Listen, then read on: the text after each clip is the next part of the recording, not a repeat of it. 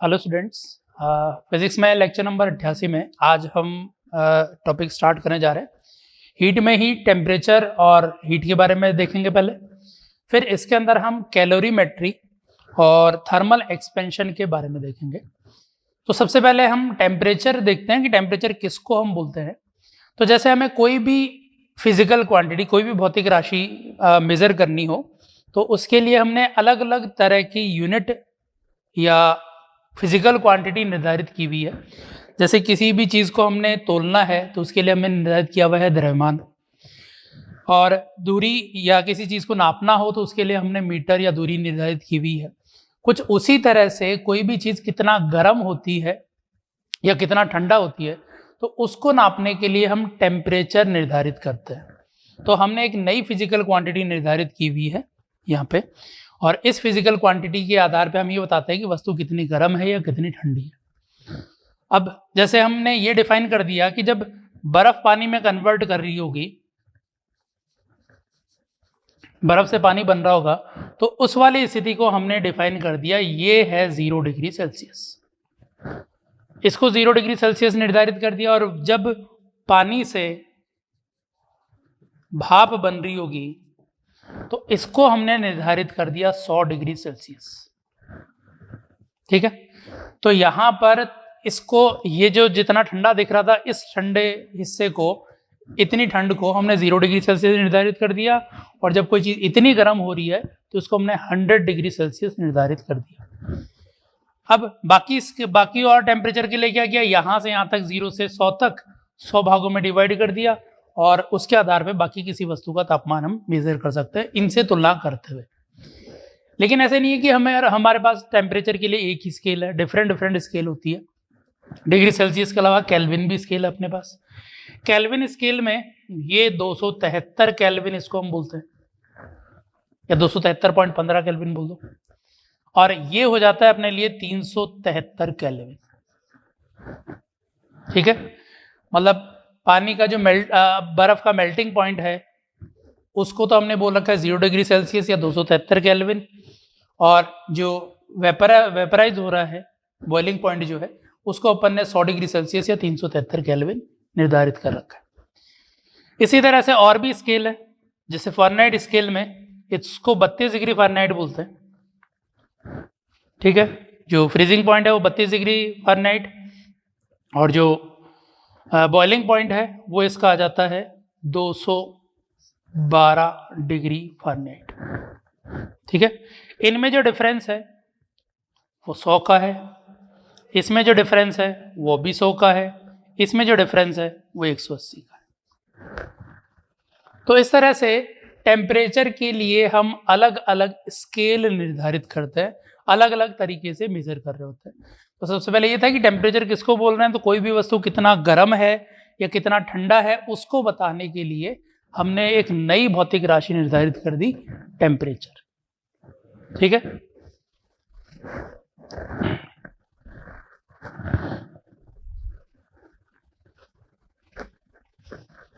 हम क्या बोलेंगे, कोई भी वस्तु कितनी गर्म या कितनी ठंडी है, इसको नापने के लिए भौतिक राशि।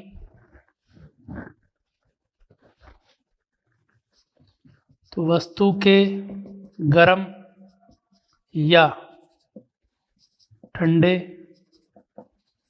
होने को मापने के लिए एक भौतिक राशि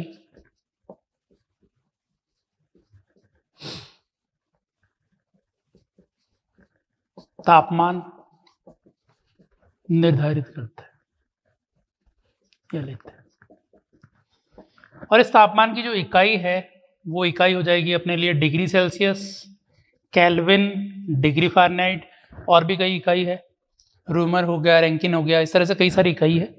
तो ये कुछ इकाइयाँ हैं, और इसकी जो विमा है ये मूलभूत भौतिक राशि है, तो इसकी जो विमा रहेगी उसको हम K से रिप्रेजेंट करेंगे। ठीक है, मूलभूत भौतिक राशि है ये। अब इसकी ये जो अलग अलग स्केल है, इनमें अगर हमें संबंध निकालना हो कि डिग्री सेल्सियस को केल्विन में बदलना है या केल्विन को डिग्री फ़ारेनहाइट में बदलना है, तो किस तरह से बदलेंगे, तो उसके लिए इनको कुछ इस तरह से कंपेयर कर सकते हो कि ये कोई भी एक स्केल पैमाना ले रखा है, यहाँ पे ले रखा है जो पानी का मेल्टिंग पॉइंट है,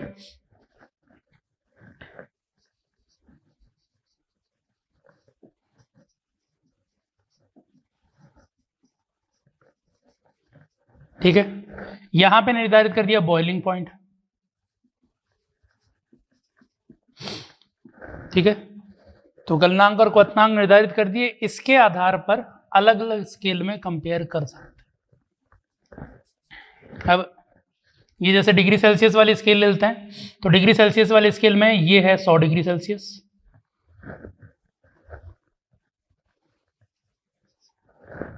ये है 0 डिग्री सेल्सियस। और अगर केल्विन स्केल में ले रहे हैं तो ये है 273 केल्विन या 273.15 केल्विन, ये है 373.15 केल्विन, ठीक है। ये केल्विन स्केल। ऐसे डिग्री फ़ारेनहाइट स्केल है,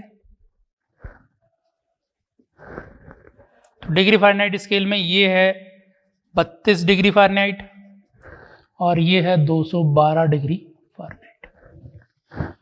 अब कोई भी और टेम्परेचर है तीनों में या किसी और भी स्केल में, कोई एक और स्केल लेते हैं,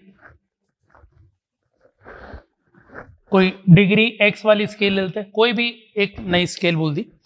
इसमें जैसे ये मान लेते हैं कि ये वाला टेम्परेचर है एक्स मेल्टिंग और ये है एक्स बॉइलिंग, और ये टेम्परेचर में हमें रिलेशन निकालना है। ये कोई T डिग्री सेल्सियस है, इसके हिसाब से हो गया ये T2 degree kelvin, T2 kelvin degree नहीं होता इसमें, और इसके हिसाब से हो गया ये T3 डिग्री फ़ारेनहाइट, इसके हिसाब से हो गया कुछ T4 डिग्री एक्स। तो इनमें जो रिलेशन है वो कुछ इस तरह से है कि इसके अंतर और इसके अंतर का जो अनुपात है वो इसके अंतर और इसके अंतर के अनुपात के बराबर, इसके अंतर और इसके अंतर के अनुपात के बराबर, इसके और इसके अंतर के अनुपात के बराबर होगा। तो हम क्या बोलेंगे, इसको पहले ऊपर रख दो, तो इनका अंतर डिवाइड बाय ये जो अंतर आ रहा है 100, ये किसके बराबर है, इनका अंतर डिवाइड बाय इनका अंतर डिवाइड बाय ये जो अंतर आ रहा है 100 केल्विन का। ऐसे यहाँ पर इन दोनों के टेम्परेचर का अंतर और इसके टेम्परेचर के अंतर का अनुपात बराबर है, ऐसे बाकी सभी में भूल सकते हैं। तो रिलेशन क्या दिखेगा,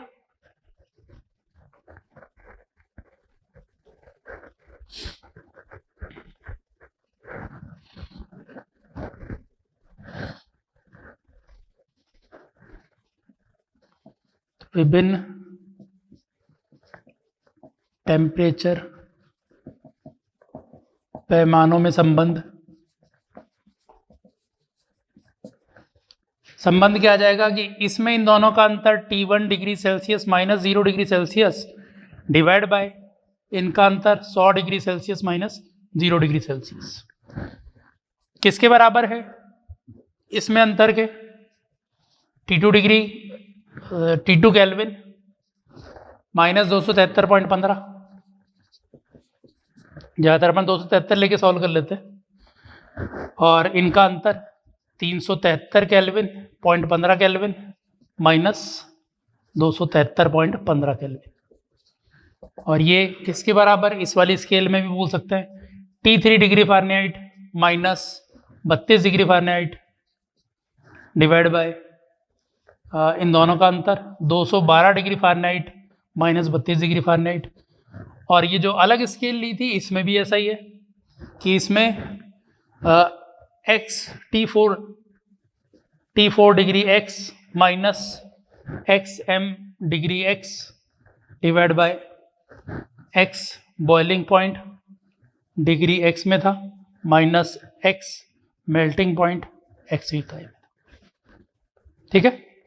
तो कुछ इस तरह से हम कोई भी दो टेम्परेचर स्केल में रिलेशन निकाल सकते हैं, चाहे कोई भी हो, degree Celsius, kelvin, degree Fahrenheit या कोई और स्केल दे दी हो, हर किसी स्केल में टेम्परेचर में रिलेशन कुछ इस तरह से हम कैलकुलेट कर सकते हैं। बात समझ में आ गई। तो इस पर कुछ क्वेश्चंस करते हैं अभी। यहाँ पे चाहो तो इसको आप लिख सकते हो कि 100 है, तो T1 डिग्री सेल्सियस बाई 100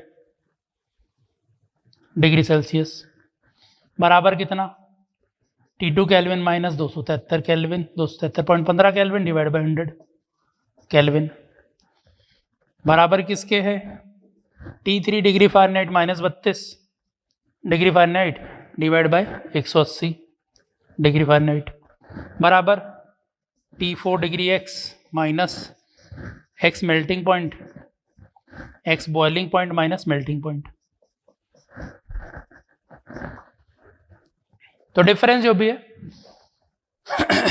अब इसकी हेल्प से हम क्वेश्चंस करते हैं। तो सबसे पहला क्वेश्चन है,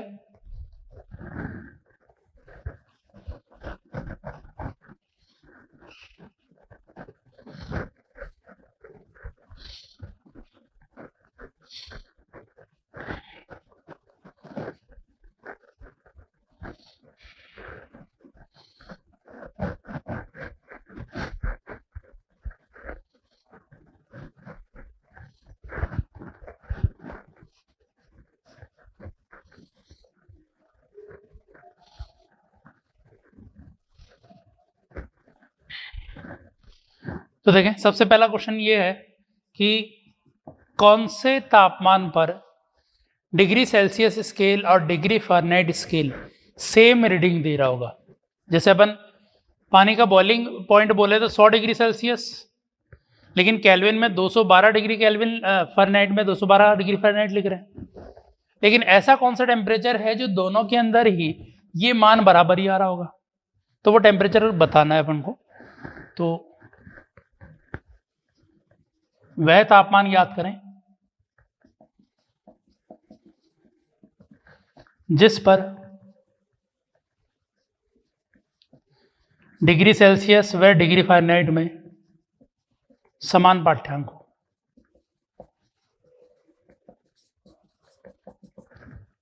दोनों एक ही टेम्परेचर पढ़ रहे हो तो कंपेयर कर लो दोनों के तापमान को कि कोई T1 डिग्री सेल्सियस है, लिखोगे कैसे, T1 degree Celsius minus freezing point divide by boiling point minus freezing point बराबर डिग्री फ़ारेनहाइट में T2 degree Fahrenheit minus 32 degree Fahrenheit divide bye 212 minus 32।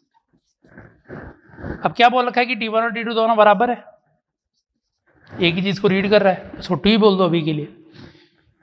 तो ये दिया गया था, रख दिया इसके अंदर, तो T माइनस 0 बट्टा 100 डिग्री सेल्सियस यूनिट कैंसिल कर दी, इधर T माइनस 32 डिवाइड बाई 118, इधर वही डिग्री फ़ारेनहाइट कैंसिल हो जाएगी। तो रिलेशन क्या आ गया, 180 T बराबर 100 T माइनस 3200, ये है। इसको इधर ले जाओ तो 80 T बराबर माइनस 3200, तो T बराबर 0 कैंसिल हो गया, 4 बार और कैंसिल हो गया, तो -40 मतलब -40 डिग्री सेल्सियस जो है उसको हम -40 डिग्री फ़ारेनहाइट भी पढ़ते हैं। तो डिग्री सेल्सियस और डिग्री फ़ारेनहाइट में दोनों में ये वैल्यू सेम आएगी हमेशा, ठीक है, -40 degree Celsius -40 degree Fahrenheit. Next question है कि केल्विन में और डिग्री फ़ारेनहाइट में सेम आए। डिग्री सेल्सियस और केल्विन में तो कभी सेम नहीं आएगा, डिग्री सेल्सियस और केल्विन में कभी भी सेम नहीं आएगा, ये पॉसिबल ही नहीं है, क्योंकि हमेशा क्या चलेगा, डिग्री सेल्सियस से 273 आगे चलेगा kelvin. 0 degree Celsius 273 kelvin, 100 degree Celsius 373 kelvin, तो ये दोनों तो कभी बराबर आएंगे नहीं, लेकिन हो सकता है केल्विन और फ़ारेनहाइट बराबर आ जाए। दूसरा क्वेश्चन यही है कि वह तापमान याद करें जिसमें केल्विन और डिग्री फ़ारेनहाइट समान पढ़ रहे होंगे, पाठ्यांक समान होगा। सेम यही तरीका,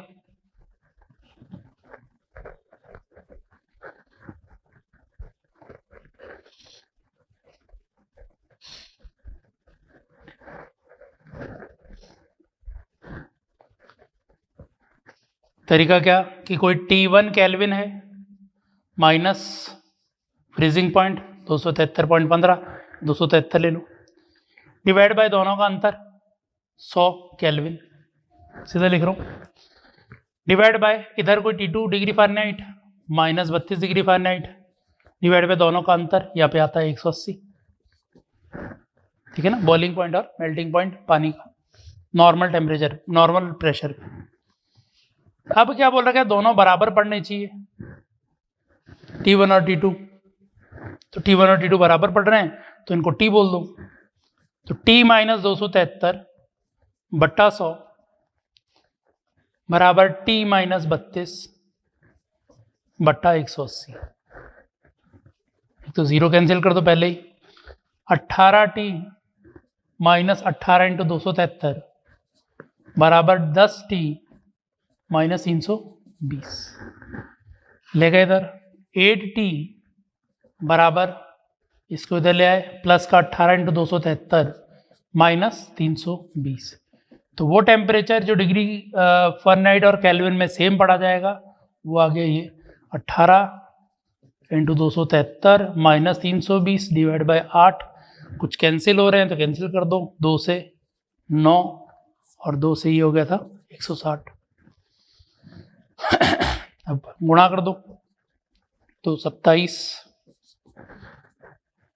63 18 और 6 24, सही है।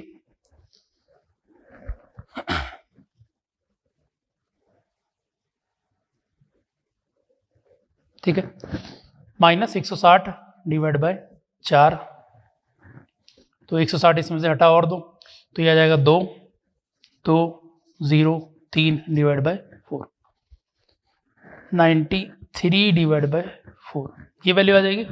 4 से डिवाइड किया तो 4 5 बार 20, 28 3 और 2 5। तो ये टेम्परेचर है 573.25 केल्विन या 573.25 डिग्री फ़ारेनहाइट। दोनों के अंदर ये वैल्यू सेम पड़ी जाएगी हमेशा, ठीक है। तो ये टेम्परेचर आ गया इसके हिसाब से। अब नेक्स्ट क्वेश्चन है, नेक्स्ट क्वेश्चन ये है कि यहाँ पर ये तो हमने टेम्परेचर निकाला, क्या टेम्परेचर में चेंज भी ऐसे ही निकालेंगे या टेम्परेचर में चेंज में क्या रिलेशन होगा वो देखते हैं। तो हम ये देखते हैं कि अगर हमें 1 डिग्री सेल्सियस का टेम्परेचर में परिवर्तन किया तो केल्विन में टेम्परेचर में कितना परिवर्तन आएगा। सेम ऐसे 1 डिग्री सेल्सियस अगर टेम्परेचर में परिवर्तन किया तो डिग्री फ़ारेनहाइट में परिवर्तन कितना आएगा, ठीक है।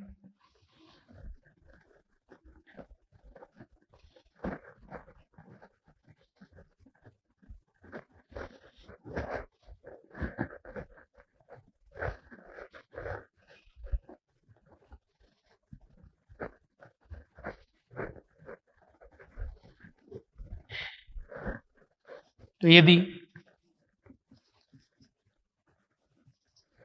डिग्री सेल्सियस में तापमान में परिवर्तन 1 डिग्री सेल्सियस कर दिया जाए तो डिग्री फ़ारेनहाइट व केल्विन में तापमान में परिवर्तन कितना होगा, ठीक है। तो परिवर्तन क्या है, 1 डिग्री सेल्सियस कौन से तापमान से वो नहीं बता रखा है। हो सकता है ये 10 डिग्री सेल्सियस से परिवर्तित करके 11 डिग्री सेल्सियस कर दिया हो सकता है 100 डिग्री सेल्सियस से परिवर्तित करके 101 डिग्री सेल्सियस कर दिया हो। तो शुरुआत का टेम्परेचर कितना है वो नहीं पता है। तो देखेंगे आगे कि क्या इस पे डिपेंड करेगा क्या कि शुरुआत का टेम्परेचर कितना था, कहाँ से परिवर्तित किया है, ठीक है। चेक करते हैं। तो तापमान हम लिख रहे हैं T1 ले लेते हैं, degree Celsius minus 0 degree Celsius divide by ये 100 था नीचे, 100 degree Celsius minus 0 degree Celsius degree Fahrenheit में लिखते हैं। तो T2 मान लो ये आ रहा था, degree Fahrenheit minus 32 degree Fahrenheit divide bye ये वैल्यू 180 डिग्री फ़ारेनहाइट। तो ये पहले कोई टेम्परेचर था उससे 1 डिग्री सेल्सियस का परिवर्तन कर दिया, तो दूसरी बार टेम्परेचर कितना लिखना, T1 + 1, T1 + 1 कर दिया यहाँ डिग्री सेल्सियस, डिवाइड बाय वही 100 है। इधर T2 में कुछ परिवर्तन हो गया, T2 परिवर्तित हो गया, T2 डैश हो गया, F -32 degree Fahrenheit divide bye 180। हमें निकालना परिवर्तन कितना हुआ, तो इन दोनों का अंतर कैलकुलेट करना है अपन को। या तो लिख दो कि T2 + डेल्टा TF, वैसे लिख लो। तो इसको हम लिख देते हैं कि जो T2 था उसमें कुछ चेंज हुआ, डेल्टा T2 डिग्री फ़ारेनहाइट। तो ये चेंज कितना हुआ वो निकालना है। तो हम क्या कर रहे हैं, इन दोनों का अंतर ले रहे हैं एक बार। ये पहला समीकरण था, ये दूसरा था, दोनों का अंतर ले लिया, तो दूसरे में से पहले वाला समीकरण हमने घटा दिया। घटाओगे तो इस तरफ है T/100 भी है, इधर भी है, साथ में 1 भी है, 1/100 भी है, लेकिन T/100 से कट जाएगा, 1/100 बच जाएगा एक तरफ, तो एक तरफ बच गया 1/100। डिग्री सेल्सियस यूनिट थी दोनों तरफ। इधर वाले में है T2 - 32/180, यहाँ पे भी है T2 - 32/180 प्लस डेल्टा T2/180। तो यहाँ पे अंतर लेंगे तो ये 180 तो दोनों के एलसीएम आ गया 180 डिग्री फ़ारेनहाइट। तो बाकी जो वैल्यू रह गई, इन दोनों का अंतर लेना पड़ा, तो डेल्टा TF रह गया, डेल्टा T2 डिग्री फ़ारेनहाइट में रह गया। समझ में आया? तो यहाँ पे इनका अंतर लेने के बाद ये वाला पद बच रहा है अपने पास। तो यहाँ से डिग्री सेल्सियस में जब हम 1 का चेंज कर रहे हैं, तो डिग्री फ़ारेनहाइट में जो चेंज आया है वो आ गया 0 गया, 18/10 कितना हो गया, 1.8 डिग्री फ़ारेनहाइट। तो डिग्री सेल्सियस स्केल में 1 डिग्री का चेंज करने पर फ़ारेनहाइट स्केल में 1.8 डिग्री का चेंज होता है। ये अब केल्विन में चेक कर लें एक बार, तो T1 degree Celsius minus 0 degree Celsius divide by 100 degree Celsius kelvin में लिखेंगे, तो केल्विन में कुछ T3 मान लो, T3 kelvin minus 273 divide by दोनों का अंतर 100 केल्विन। इसमें 1 का चेंज कर दिया तो T1 + 1 कर दिया इसको, -0 डिवाइड बाय 100। तो इधर वाला टेम्परेचर आ गया T3 में कुछ डेल्टा T3 हो गया, परिवर्तन हो गया, -273 केल्विन डिवाइड बाय 100 केल्विन। यहाँ पे भी इन दोनों समीकरणों का अंतर ले लो। अब अंतर लेंगे तो यहाँ पे है T1/100, यहाँ पे भी है T1/100 प्लस 1/100 और है, वो बच जाएगा, एक कैंसिल हो गया। यहाँ पे भी दोनों में एलसीएम 100 आ जाएगा, ये T3 - 273, T3 - 273 रह जाएगा ये। तो इसके अंदर उस साइड में, लेफ्ट साइड में, जब तीसरा और चौथे का अंतर लिया तो लेफ्ट साइड में रह गया 1/100, दोनों इकाई डिग्री सेल्सियस में कैंसिल हो गई ऊपर और नीचे वाली वैल्यू। इधर रह गया delta T3 kelvin bye 100 kelvin, सही है, बाकी वैल्यू कैंसिल हो गई, 100 से 100 कैंसिल हो गया, तो वो 1 केल्विन के बराबर ही आ गया। इसका मतलब यह है कि डिग्री सेल्सियस और केल्विन में अंतर तो बराबर ही आएगा। तो डिग्री सेल्सियस में अगर 1 डिग्री सेल्सियस का अंतर दे रखा है तो केल्विन में 1 केल्विन का अंतर आएगा, जबकि फ़ारेनहाइट स्केल में अलग अंतर आ रहा है, फ़ारेनहाइट स्केल में 1.8 डिग्री फ़ारेनहाइट का अंतर आ रहा है। ठीक है, तो ये था टेम्परेचर की अलग अलग इकाइयाँ, कैसे हम टेम्परेचर को मेजर करते हैं।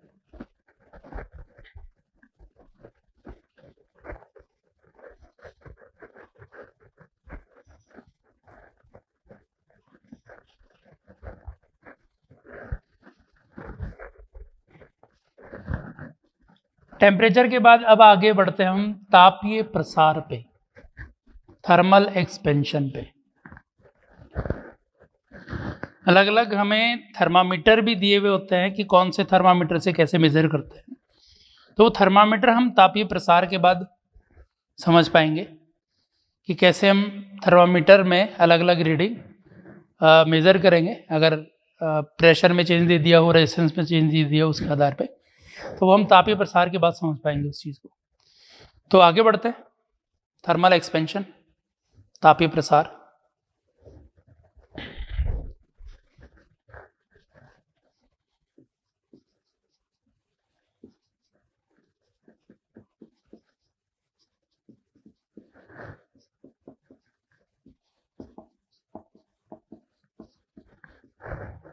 ठीक है।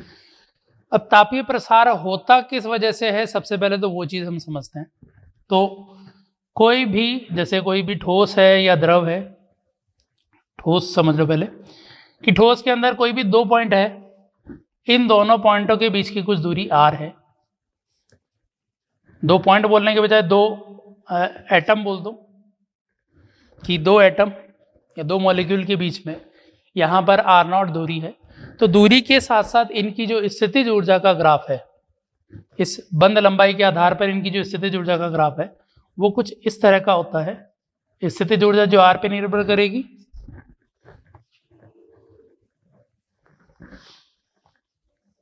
इस तरह का ग्राफ होता है।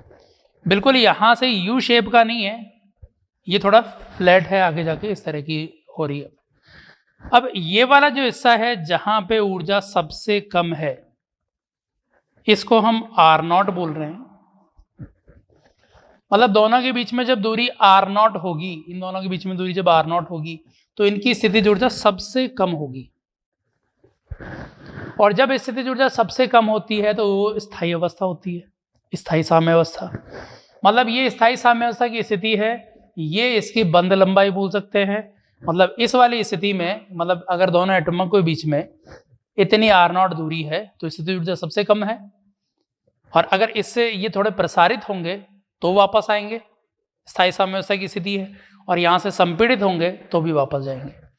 तो ये स्थिति ऐसी है कि इनको हम एक तरह से स्प्रिंग से जुड़े हुए बोल सकते हैं कि एक r0 लंबाई की स्प्रिंग है, उससे 2 एटम जुड़े हुए हैं, और अगर इनको खींचेंगे तो वापस आएंगे, दबाएंगे तो वापस जाएंगे।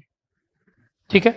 तो इस तरह की स्थिति है 2 एटम के बीच में, जब हम स्थितिज ऊर्जा को देख रहे हैं तब ये समझ में आया। ठीक।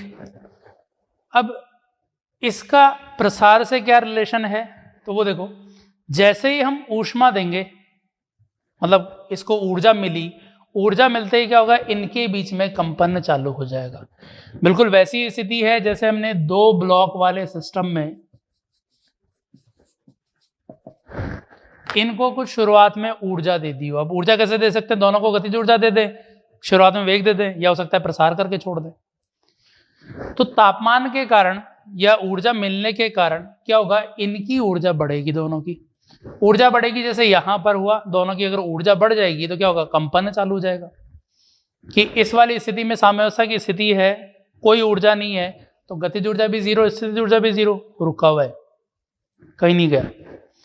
मतलब जब कोई तापमान नहीं है तब तो हम बोल सकते हैं, या कोई ऊर्जा नहीं मिली हुई एक्स्ट्रा, तब तो हम बोल सकते हैं कि r0 दूरी थी, r0 दूरी पे रुके हुए क्योंकि सबसे कम ऊर्जा है। लेकिन जैसे ही ऊर्जा मिली, ऊर्जा मिलते ही ये कंपन चालू हो जाएगा, क्योंकि ऊर्जा मिल गई। रुकेंगे तो ऊर्जा 0 होगी, जबकि ऊर्जा है तो कंपन चालू रहेगा इनके बीच में। सेम सिचुएशन यहाँ पर है कि जैसे इसको ऊर्जा मिली तो ये न्यूनतम ऊर्जा थी, अब कुल ऊर्जा मान लो इतनी हो गई। ग्राफ तो स्थितिज ऊर्जा का है, लेकिन कुल ऊर्जा के आधार पर देख रहे हैं कि कुल ऊर्जा इतनी हो जाए अगर इसकी, क्योंकि यहाँ पे भी अधिकतम प्रसार के समय ऊर्जा स्थितिज ऊर्जा ही तो होगी, या अधिकतम संपीड़न के समय भी ऊर्जा स्थितिज ऊर्जा होगी, गतिज ऊर्जा होगी नहीं। तो वही चीज हम इसमें भी देख रहे हैं कि मान लो ये ऊर्जा हो गई इसकी कुल ऊर्जा E, कुल ऊर्जा E है, तो यहां पर स्थितिज ऊर्जा इस E के बराबर है। तो जब ये कंपन होते हुए, प्रसार होते हुए इस वाली स्थिति तक आएगा, R2 बोल दो, तो इसके पास गतिज ऊर्जा इनके पास 0 हो जाएगी, केवल स्थितिज ऊर्जा बचेगी, मतलब अधिकतम प्रसार वाली स्थिति है। जब ये इस वाली स्थिति पे आएंगे, कुल ऊर्जा E है, कुल ऊर्जा स्थितिज ऊर्जा के बराबर हो गई, मतलब गतिज ऊर्जा 0 हो गई, मतलब यहां तक प्रसारित होके संपीड़ित होके आएंगे। तो यहां पर इन दोनों के बीच में जो बंद लंबाई है वो किसी R1 से R2 तक वेरी होगी, अगर इसको हमने कुल ऊर्जा E दे दी तो ऊर्जा मिलने पर ये इनके बीच में कंपन चालू हो गया, और न्यूनतम संपीड़न वाली स्थिति या न्यूनतम बंद लंबाई R1, अधिकतम बंद लंबाई R2 हो गई ऊर्जा मिलते ही। तो ऊर्जा मिलते ही कंपन हुआ, कंपन होने के कारण R1 से R2 के बीच में कंपन कर रहा है। लेकिन इसका प्रसार से क्या रिलेशन है, तो प्रसार से रिलेशन ये है कि इनका जो औसत होगा वो अब इसकी बंद लंबाई बोलेंगे, क्योंकि कंपन बहुत तेज है तो ये किसी एक अवस्था पर हम बोल सकते हैं कि माध्य अवस्था की स्थिति जो है, दोनों की औसत वाली स्थिति R1 + R2, उतनी बंद लंबाई बोल सकते हैं। क्योंकि किसी भी पदार्थ का तापमान होता है तो हमें कंपन उतना ज़्यादा दिखता नहीं है, क्योंकि कंपन जो है बहुत फास्ट हो रहा है और बहुत कम अंतराल का है। ठीक है, तो यहां पर औसत बंद लंबाई जो है इसकी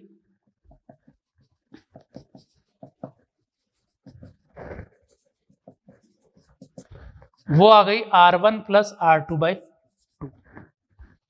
ठीक है, अब अगर ये U आकार का होता तो क्या होता, जितना इधर है उतना ही इधर आता। इस वाली स्थिति से जितना इधर जाता R1 के लिए उतना ही यहां से इधर आता R2 के लिए। लेकिन यहां पर क्या है, ये फ्लैट इधर होने के कारण इतना भाग दूसरी तरफ ज्यादा है, प्रसार वाली तरफ इतना भाग ज्यादा है। तो अगर हम R1 और R2 का औसत लेंगे, इस वाली स्थिति पे R2 होता तो R1 + R2 का औसत मतलब मध्य पॉइंट ये आता। लेकिन ये यहाँ होने के कारण R1 और R2 का औसत जो है वो इससे ज़्यादा आएगा। तो हम बोल सकते हैं कि ये जो औसत वैल्यू है ये ज़्यादा है R0 से। इसका मतलब क्या हुआ, ताप बढ़ते ही इसकी औसत बंद लंबाई बढ़ गई, कि कंपन ये पहले इस अवस्था में था, लेकिन कंपन इस तरह से होने के कारण औसत लंबाई थोड़ी हम ज़्यादा बोल रहे हैं। अब ये तो हमने दो एटम के बीच में देखा कि दो एटम के बीच में तापमान बढ़ाने पर ऊष्मा जब मिल रही है उसको, तो उसकी औसत बंद लंबाई दो एटम के बीच में बढ़ गई। अब हटा रहे हैं, पूरे पदार्थ की बात कर रहे हैं।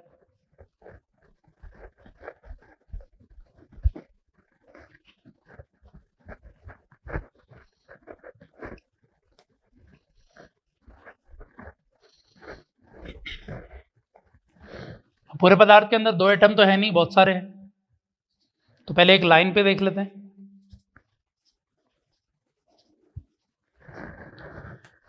तो क्या होगा, इस वाले हिस्से के अंदर थोड़ा बहुत प्रसार हुआ, पहले R0 था, मान लो प्रसार हो गया ΔR, इतनी वृद्धि आ गई इसके अंदर, तो वृद्धि आ गई ΔR। ΔR पहले वाले के हिसाब से R1 + R2/2, ये R हो गया और ये ΔR हो गया।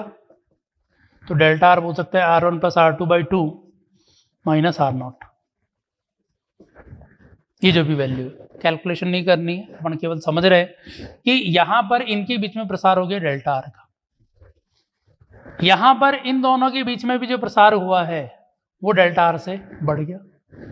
इन दोनों एटम के बीच में भी जो प्रसार था वो ΔR से बढ़ गया, इनके बीच में भी ΔR से बढ़ गया, ΔR से बढ़ गया। तो एक्चुअल में यहां पर पूरे के अंदर जो प्रसार आया है, अगर हम n एटम ले लें तो कुल प्रसार जो आया है इस लंबाई में वो n ΔR के बराबर है। इतना इसके अंदर पूरे के अंदर परिवर्तन हुआ। अब n ΔR अगर हम दो के बीच में लंबाई, ये तो टोटल परिवर्तन आया लंबाई में, दो के बीच में अगर दूरी r थी तो कुल लंबाई क्या बोलेंगे, NR, कुल लंबाई NR। जैसे n एटम थे, हर दो के बीच में दूरी r थी तो NR लंबाई थी। तो यहाँ पे ΔL/L का मतलब कितना आ गया, ΔR/R, n कट गया। मतलब दो एटम के बीच में जितना फ्रैक्शनल चेंज आना था लंबाई में तापमान बढ़ाने के कारण, उतना ही फ्रैक्शनल चेंज पूरी लंबाई में भी आएगा। तो हम बोल सकते हैं कि कोई भी दो एटम के बीच में फ्रैक्शनल चेंज बोलें या पूरी लंबाई में फ्रैक्शनल चेंज बोलें, वो सेम आएगा, सेम कुछ टेम्परेचर बढ़ाने पर।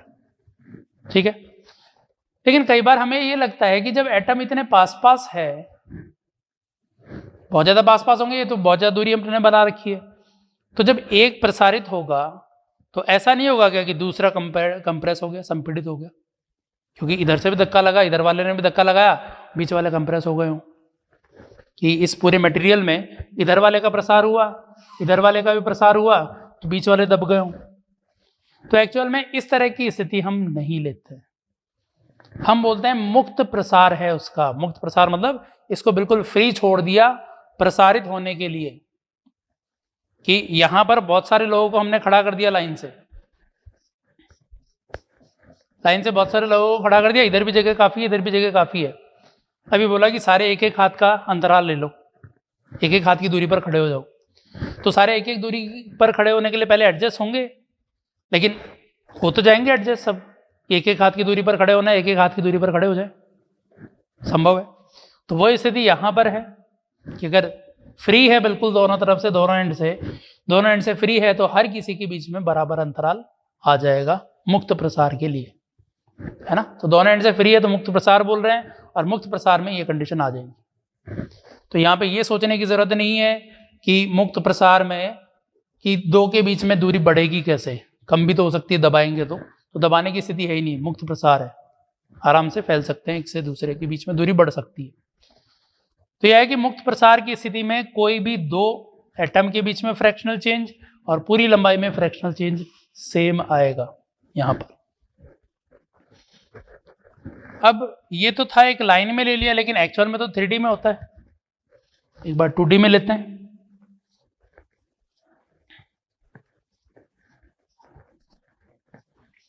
तो जैसे किसी क्रिस्टल में ये स्थिति है,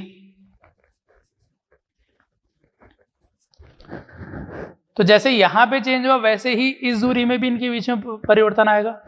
डेल्टा आर का परिवर्तन इधर आया, डेल्टा आर का परिवर्तन इधर आया, डेल्टा आर का परिवर्तन इधर आया। तो इधर वाले हिस्से में भी वही दिख रहा है कि डेल्टा आर बाई आर की जो वैल्यू है, जितना फ्रैक्शनल चेंज दो एटम के बीच में आएगा उतना ही फ्रैक्शनल चेंज इस वाली हिस्से में भी आएगा।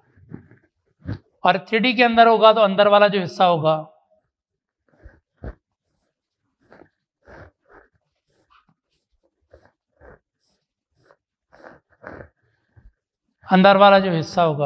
इसके अंदर भी इसी तरह से चेंज आएगा। ठीक है। तो अगर 3D के अंदर भी है तो इधर वाले हिस्से में, इधर वाले हिस्से में, इधर वाले हिस्से में सभी में प्रसार आ रहा है। तो यहाँ पर यह है कि फ्रैक्शनल चेंज जो है वो सेम है इस भुजा में, इस भुजा में, इस भुजा में, हर किसी में। लेकिन ये चीज डिपेंड करेगी कि पदार्थ किस तरह का है। अगर हर तरफ एक जैसा ही है, होमोजीनियस है, तब तो क्या होगा, इसको बोल सकते हैं। लेकिन कई बार इस तरह का होता है कि इधर वाली लंबाई अलग है, इधर वाली लंबाई अलग तरीके की दिख रही है, या कुछ और कंडीशन है क्रिस्टल के अंदर। तो कंडीशन अलग है तो हो सकता है इधर का प्रसार थोड़ा अलग मिले, इधर का अलग मिले, इधर का अलग अलग प्रसार संभव हो सकता है। लेकिन होमोजीनियस है, एक ही जैसा है, तो हर तरफ अपन को प्रसार में मतलब परिवर्तन जो दिखेगा सेम फ्रैक्शनल चेंज दिखेगा हर तरफ। तो फ्रैक्शनल चेंज दो एटम के बीच में बोलो या पूरी एक लेंथ में बोलो, विड्थ में बोलो, डेप्थ में बोलो, किसी में बोलो, फ्रैक्शनल चेंज सेम आएगा इसमें। तो कारण समझ में आया कि क्यों प्रसार आ रहा है तापमान बढ़ाने पर और किस तरह से प्रसार आएगा। तो मुक्त प्रसार की कंडीशन हम लेते हैं इसमें।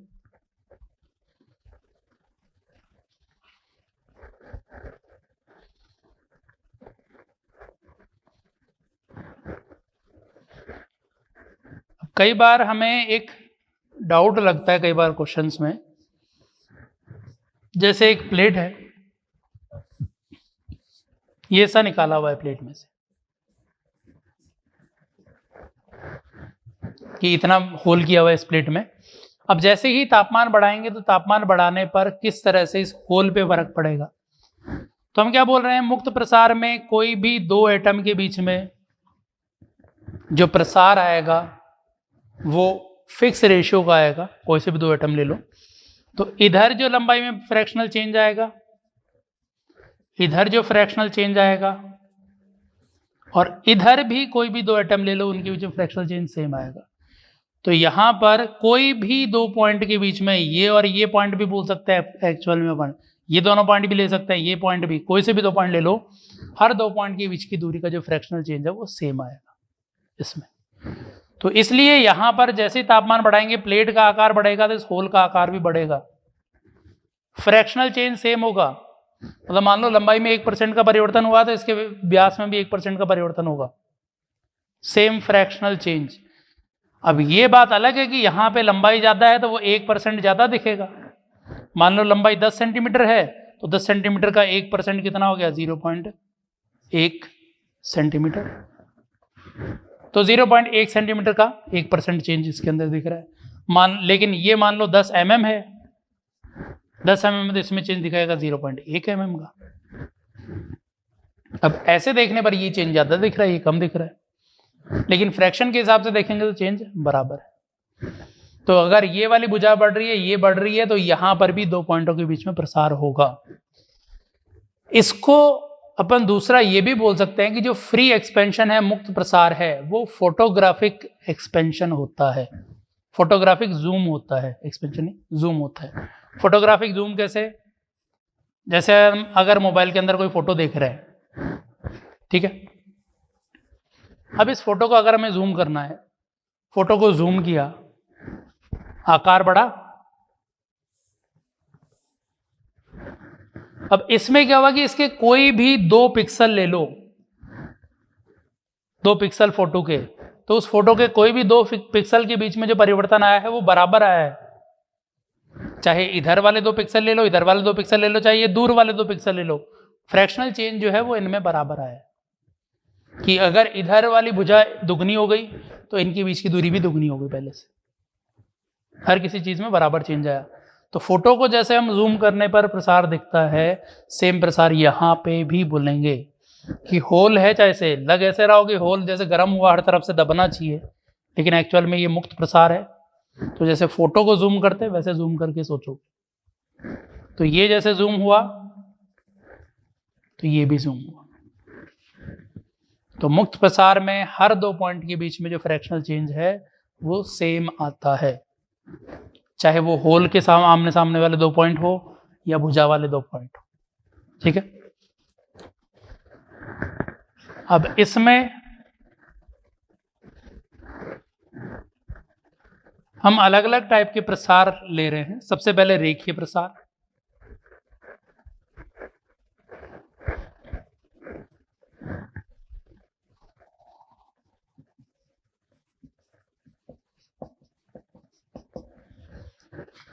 रेखीय प्रसार का मतलब ये है कि लंबाई के अनुदिश प्रसार। एक्चुअल में प्रसार तो हर तरफ हो रहा है, लेकिन जब हम किसी रॉड को लें, मतलब एक ऐसी चीज को ले लें जिसमें लंबाई, चौड़ाई और मोटाई की तुलना में काफी ज्यादा हो, तो होगा ये कि हर 2 पॉइंट के बीच में प्रसार तो सेम मिलेगा।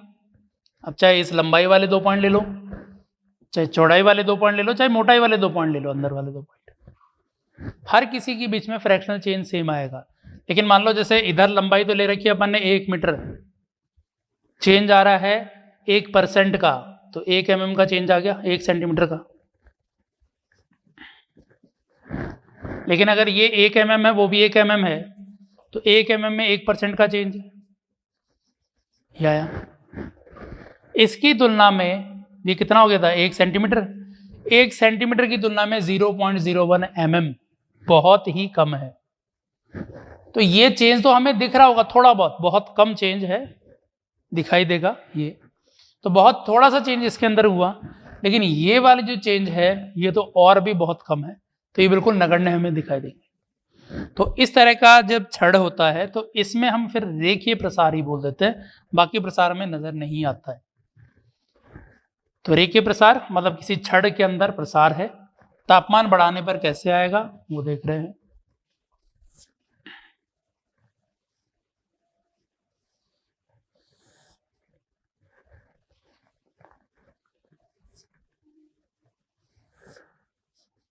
शुरुआत की स्थिति ये कब है? जब तापमान T डिग्री सेल्सियस है।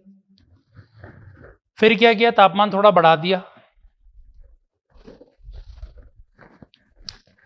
तापमान बढ़ा दिया कितना? T + ΔT, जिसके कारण इसकी लंबाई थोड़ी बढ़ गई। दोनों तरफ ले लो, एक तरफ ले लो, कुल लंबाई में इसमें परिवर्तन आ गया। तो जब तापमान T + ΔT डिग्री सेल्सियस हो गया तो इसकी लंबाई जो हो गई, पहले L थी, अब लंबाई में परिवर्तन हो गया, L + ΔL हो गया।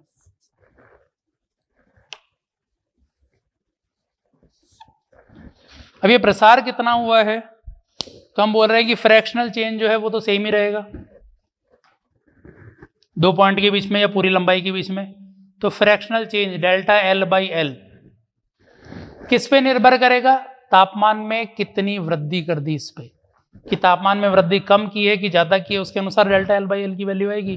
तो ये निर्भर किस पे करेगा? तापमान में अंतर के, तापमान नहीं, तापमान के आधार पे तो लंबाई होगी। हम चेंज की बात कर रहे हैं कि तापमान यहाँ से यहाँ बदल दिया तो लंबाई में चेंज डेल्टा एल का आ गया, तो fractional change delta L by L हर किसी 2 पॉइंट के बीच में सेम होगा, और वो कितना आएगा, तापमान में अंतर के समानुपाती होगा। सही है। अब समानुपाती को हटा के यहाँ पर कांस्टेंट ले लेते हैं अल्फा। अल्फा को हम बोलते हैं रेखीय प्रसार गुणांक। ठीक, तो डेल्टा एल लंबाई में परिवर्तन कितना आ गया, एल अल्फा डेल्टा टी। अगर प्रारंभिक लंबाई एल नॉट ले लें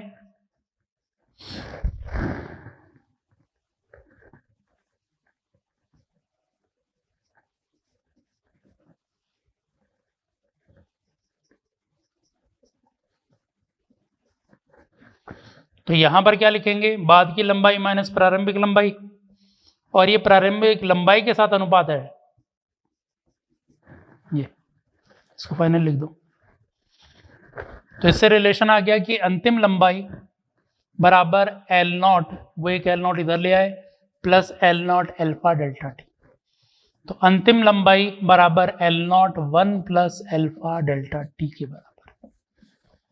तो ये लास्ट में हम लंबाई बोल सकते हैं। एक्चुअल में अल्फा का मान जो होता है काफ़ी कम रहेगा, बहुत ज़्यादा इतना प्रसार नहीं लेते कि लंबाई दुगनी हो गई, क्योंकि नॉर्मली हमें प्रसार दिखता है 1% से भी कम, तो प्रसार बहुत कम आता है। इसलिए इस तरह से हम लिख रहे होंगे 1 प्लस अल्फा डेल्टा टी अंतिम लंबाई। ठीक है, लेकिन अगर इसमें प्रसार हमें ज़्यादा बता दिया हो, कि बोल दिया हो कि प्रसार जो रहा है वो 10% हो गया, 20% हो गया, 50% हो गया, दुगना तो होता नहीं है लेकिन फिर दुगना दे दिया हो, दुगना हो गया, तो इस तरह से अगर प्रसार हमें बहुत ज़्यादा बोल दिया हो तो उस वाली स्थिति में हमें ध्यान रखना है कि हमें तुलना करनी है, प्रारंभिक लंबाई जो रखनी है वो 0 डिग्री सेल्सियस पे रखनी है। तो अधिक प्रसार के समय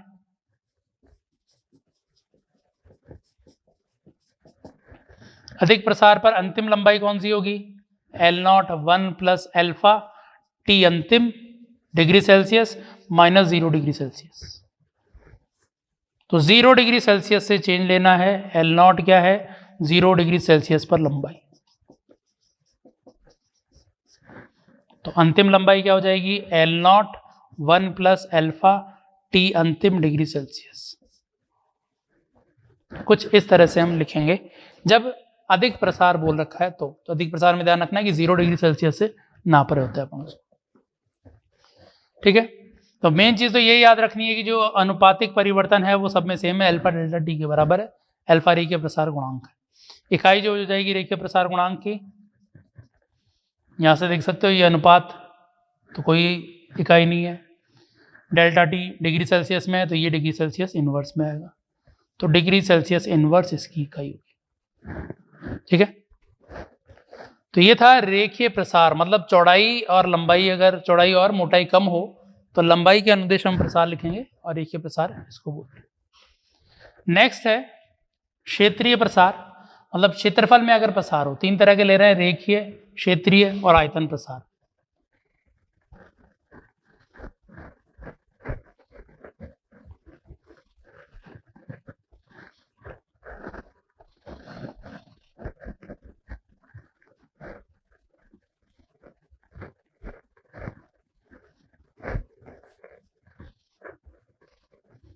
तो दूसरा है क्षेत्रीय प्रसार, एरियल एक्सपेंशन।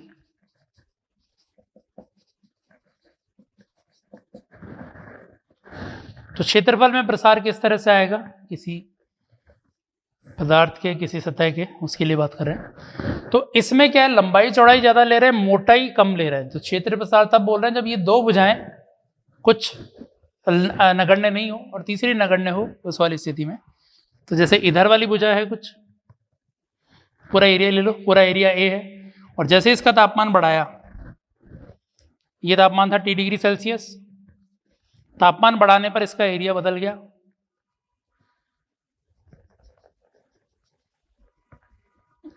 नया एरिया हो गया A प्लस डेल्टा ए। परिवर्तन कुछ कब, जब तापमान कर दिया T plus delta T degree Celsius. तो इस तरह से परिवर्तन इसके अंदर हुआ तापमान बढ़ाने पर, कि लंबाई चौड़ाई दोनों परिवर्तित हुई, क्षेत्रफल में परिवर्तन आया। अब ये कितना, तो ये भी वैसे हम बोल रहे हैं कि जो अनुपातिक परिवर्तन है डेल्टा ए बाई ए, ये चाहे तुम छोटा सा भाग लो या बड़ा भाग लो, डेल्टा ए बाई ए की वैल्यू सेम आएगी। जैसे लंबाई में बोल रहे थे वैसे यहाँ पे, और यहाँ पे भी यही है कि ये तापमान में कितनी वृद्धि की है उस पर निर्भर करेगा। जितना ज़्यादा तापमान में वृद्धि करोगे उतना ही अनुपातिक परिवर्तन ज़्यादा आएगा। फिर दूसरा समानुपाती कांस्टेंट जो था उसको ले लिया बीटा, हटा के, तो बीटा आया क्षेत्रीय प्रसार गुणांक।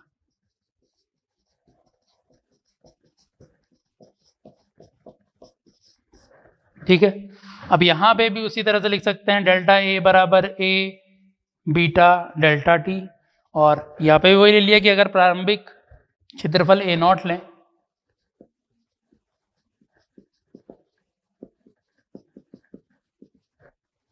और अंतिम क्षेत्रफल उसको ले लिया ए एफ, तो A F minus A not, ये तो परिवर्तन, बराबर ए शुरुआत का क्षेत्रफल बीटा डेल्टा टी। तो अंतिम क्षेत्रफल हम बोल सकते हैं A naught 1 plus beta delta T के बराबर। तो इतना क्षेत्रफल में इसमें परिवर्तन या अंतिम क्षेत्रफल ही आ जाएगा। फिर से वही है कि ये कम परिवर्तन के लिए है, ज़्यादा परिवर्तन हुआ तो टेम्परेचर 0 डिग्री सेल्सियस से लेना है। तो अधिक परिवर्तन के लिए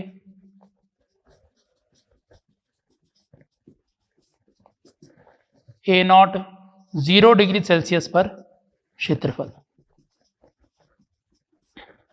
तो अंतिम क्या आ जाएगा, प्रारंभिक 1 प्लस बीटा, तापमान में अंतर कितना, आखिरी टेम्परेचर माइनस शुरुआत में कितना 0 डिग्री सेल्सियस, 0 डिग्री सेल्सियस से चेंज लेना है। तो अंतिम क्षेत्रफल बराबर आ जाएगा A naught 1 plus beta T final degree Celsius. तो इस तरह से हम क्षेत्रीय प्रसार लेंगे। ऐसे ही आयतन प्रसार तीसरा,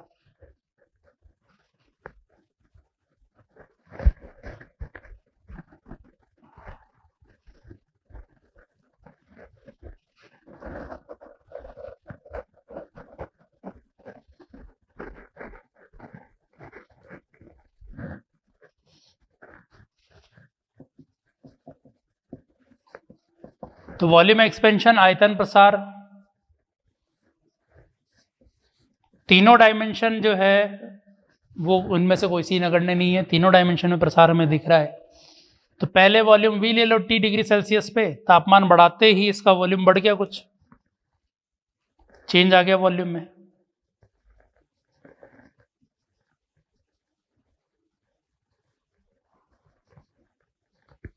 बदल गया। बाद का वॉल्यूम हो गया V plus delta V, temperature हो गया T प्लस डेल्टा T। तो जो परिवर्तन आएगा अनुपातिक परिवर्तन डेल्टा V बाई V, ये तापमान में परिवर्तन पे निर्भर करेगा। समानुपातिक कांस्टेंट ले लिया यहाँ पे मामा गामा, तो डेल्टा V बाई V बराबर गामा डेल्टा T के बराबर ये वैल्यू आ जाएगी। तो डेल्टा V बराबर आ गया गामा V डेल्टा T। फिर से वही है कि अगर हम शुरुआत का वॉल्यूम V नॉट ले लें, प्रारंभिक आयतन V नॉट और अंतिम आयतन VF, तो डेल्टा V की जगह लिखोगे अंतिम माइनस प्रारंभिक बराबर गामा प्रारंभिक डेल्टा T। VF बराबर इसको ले लोगे V नॉट को इधर, दोनों में से कॉमन आएगा 1 प्लस गामा डेल्टा T। तो ये आयतन प्रसार के लिए फॉर्मूला है। अब यहाँ पे भी वही कि अधिक परिवर्तन है, तो अधिक परिवर्तन के लिए V नॉट 0 डिग्री सेल्सियस पर आयतन, तो VF बराबर हो जाएगा V not 1 plus gamma, temperature 0 degree Celsius से अंतर ले रहे हैं तो अंतिम जो भी आ जाएगा वही। तो ये चीजें थी तीनों प्रसार, रेखीय, क्षेत्रीय और आयतन प्रसार।